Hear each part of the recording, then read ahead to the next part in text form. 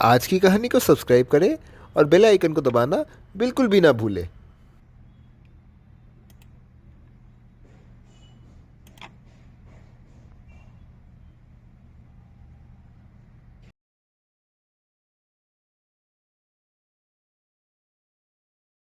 Sinbad पिछले 4 यात्राओं में कठिनाई और संकट अनुभव करते हुए फिर से अपनी चौथी यात्रा करने को निकल पड़ता है।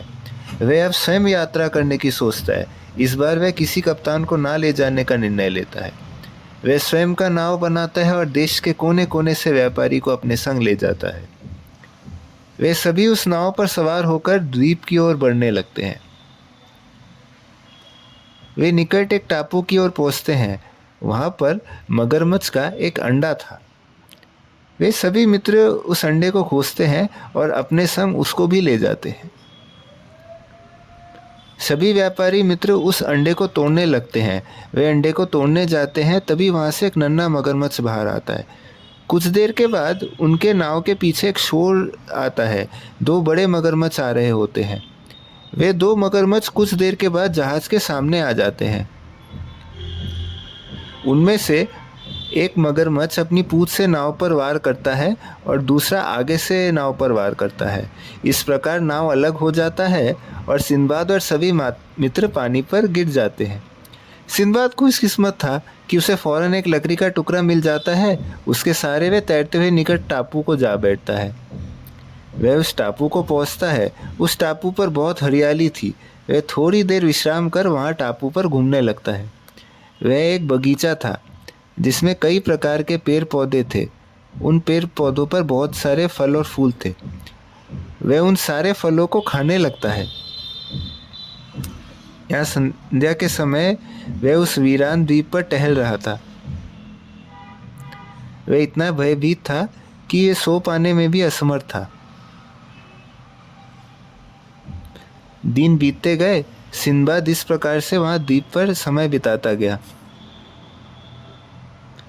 एक दिन वहां उस टापू पर एक बूढ़े आदमी से उसकी भेंट होती है।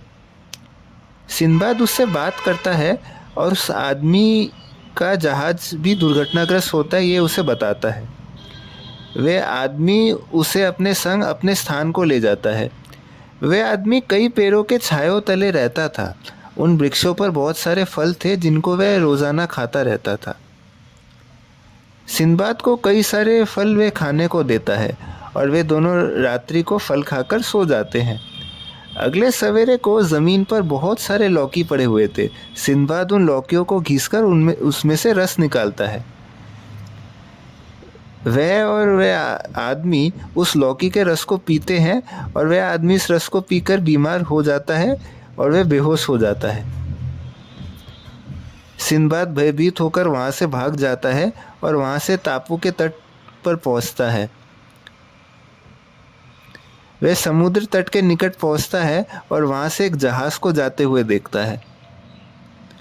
सिंदबाद उसे इशारा करता है और जहाज का कप्तान सिंदबाद को टापू पर देखता है। वह सिंदबाद को जहाज पर चढ़ाता है और आगे सफर की ओर बढ़ने लगते हैं।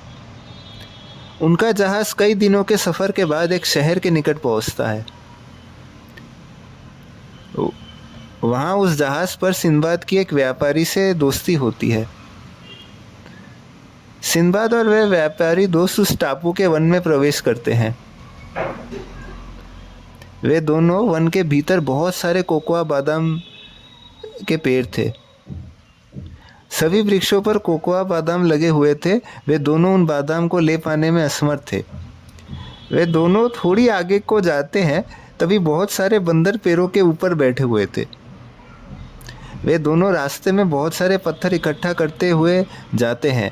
वे व्यापारी उन बंदरों पर पत्थर फेंकता है। सिंदबाद भी ये देखकर उन पर पत्थर फेंकता है।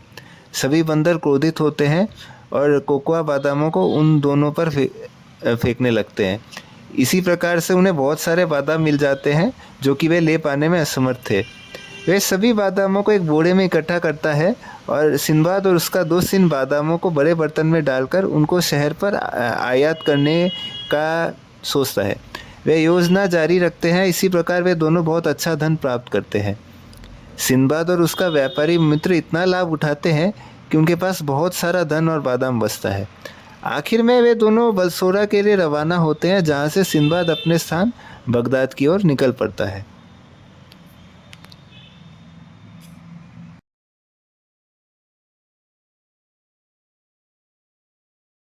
अगर आपको आज की कहानी पसंद आई हो तो कहानी को लाइक करें, इसको शेयर करें और चैनल को सब्सक्राइब करें। नमस्कार।